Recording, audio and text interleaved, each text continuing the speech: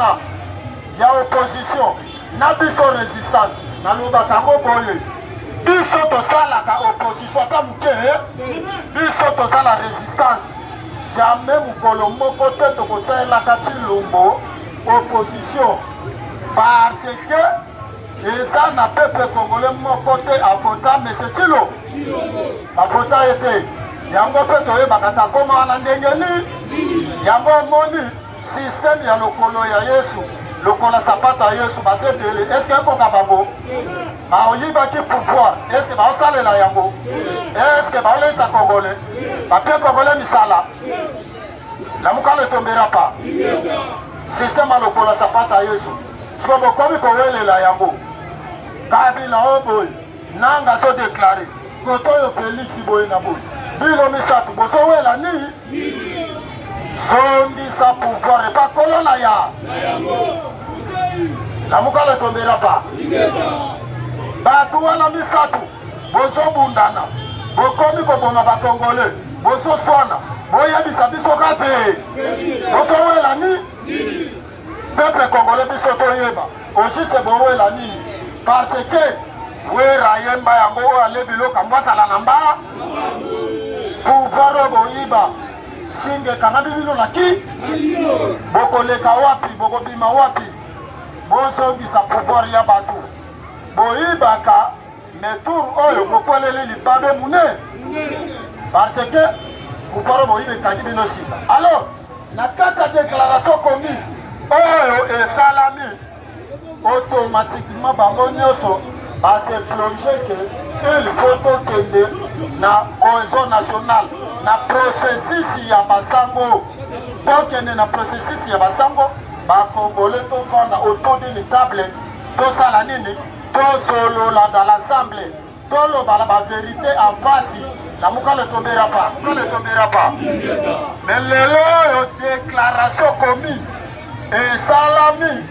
et pas ba politicien ya opposition bango nyo na résistance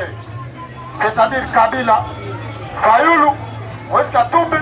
Elise Sanga na Matata Ponyo peuple congolais oye basali déclaration commune bango nyonso balobeli lobamo bango nyonso wana base plongé to bakoti kala kati ya cohésion c'est-à-dire tofanda autour d'une table pour to régler ba problème ya mboka la bisoko le seul moyen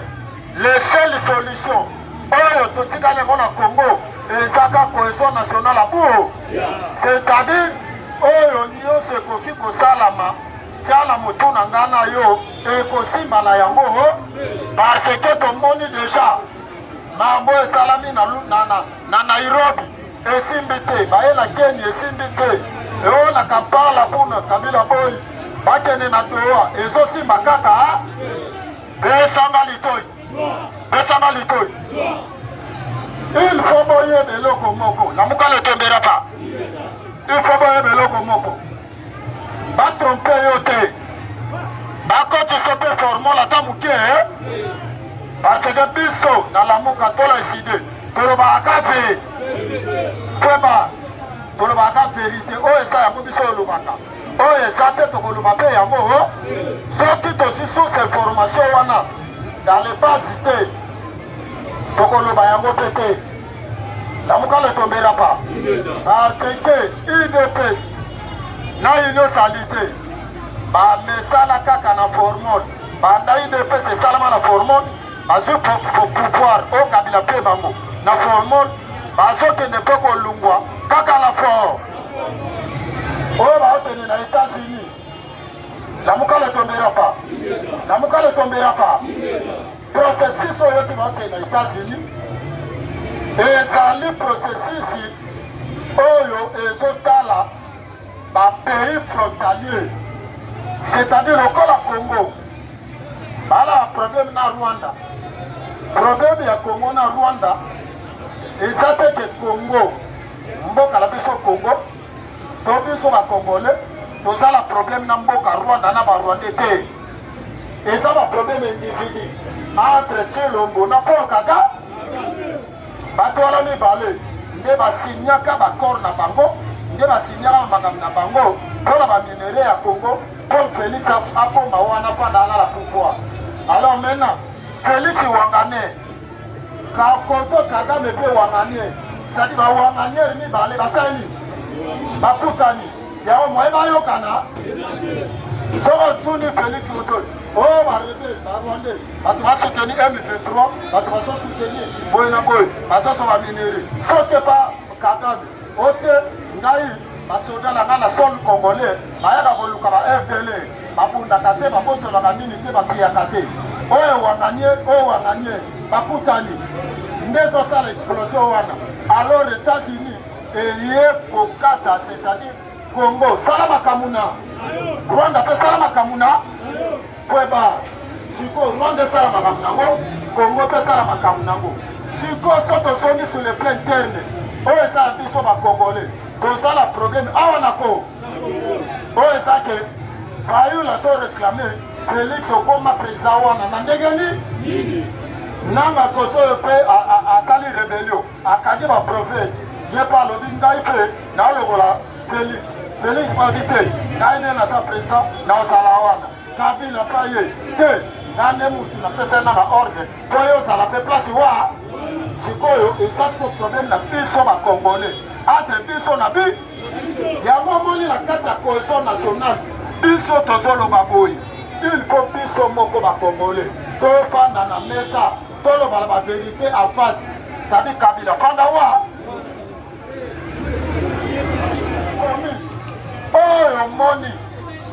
bapoliticien wana ya opposition na biso résistance nalobaka yango boye biso tosalaka opposition ata moke biso tosala résistance jamais mokolo moko te tokosalelaka ti lombo opposition parce que eza na peuple congolais moko te afota mese tilo afota ye te yango mpe toyebaka takoma wana ndenge nini yango omoni systeme ya lokolo ya Yesu lokola sapato ya Yesu basebele eske ekoka bango baoyibaki pouvoir eske baosalela yango eske baolesa congolais bapie congolais misala na mokalo etombera pa systeme ya lokola sapato ya Yesu siko bokomi kowelela yango Kabila oyo boye nanga so déclaré koto oyo Félix boye na boye bino misato bozowela nini sondisa pouvoir epa kolona ya na mokalo etombera pa bato wana misato bozobundana bokomi koboma bakongolais bozoswana boyebisa biso kate bozowela nini peuple congolais biso toyeba ojise bowela nini parce que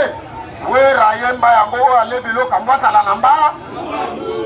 pouvoir oyo boyiba singe kanga bibino na ki bokoleka wapi bokobima wapi bozongisa pouvoir ya bato boyibaka metour oyo bokoleli libabe mune parce que pouvoir oyo boyiba ekangi bino nsima. Alors na kati ya déclaration komi oyo esalami automatiquement bango nyonso base plonge ke il faut tokende na cohésion nationale na processus ya basango tokende na processus ya basango bakongolais tofanda autour d'une table tosala nini tosolola dans l'ensemble toloba la bavérité en face na mokalo etombera pa mais lelo oyo déclaration komi esalami epa bapoliticien ya opposition bango nyo na résistance c'est-à-dire Kabila Fayulu Moïse Katumbi Elise Sanga na Matata Ponyo peuple congolais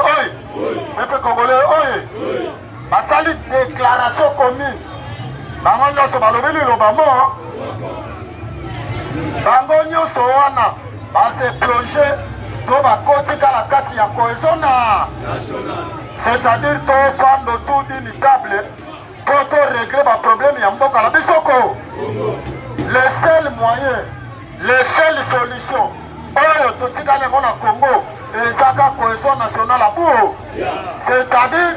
oyo nyonso ekoki kosalama tiala motu na nga na yo ekosimba na yango parce que tomoni déjà mambo esalami na Nairobi